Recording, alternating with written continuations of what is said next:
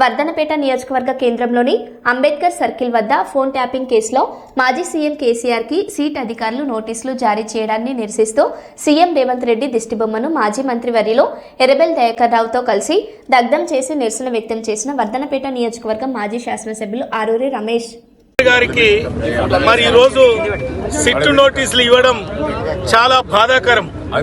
ఎందుకంటే 14 సంవత్సరాలు అలుపెరగని పోరాటం చేసి తెలంగాణ రాష్ట్రాన్ని సాధించి సిద్ధించిన తెలంగాణను 10 సంవత్సరాల్లో ఒక బంగారు తెలంగాణగా చేస్తే అనేకమైన ఆరోపణలు చేస్తూ మరి కేసీఆర్ గారిని బదనాం చేయాలని, కేసీఆర్ పేరును మాపాలని మరి మీరు ప్రయత్నం చేస్తున్నారు.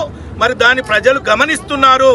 ఈరోజు సిట్టు నోటీసులు ఇవ్వడం మేము తీవ్రంగా ఖండిస్తున్నాం. గ్రామ గ్రామాన, గల్లీ గల్లీలో, జిల్లాలో మరి ప్రజలు రగిలిస్తే నీ ప్రభుత్వం ఏ విధంగా ఉంటుందో ఒక్కసారి మీరు గమనించాలి.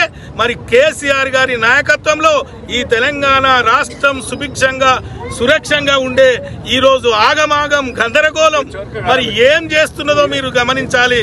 దయచేసి కేసీఆర్ గారికి ఇచ్చిన నోటీసులు వెనక్కి తీసుకోవాలని డిమాండ్ చేస్తున్నాం.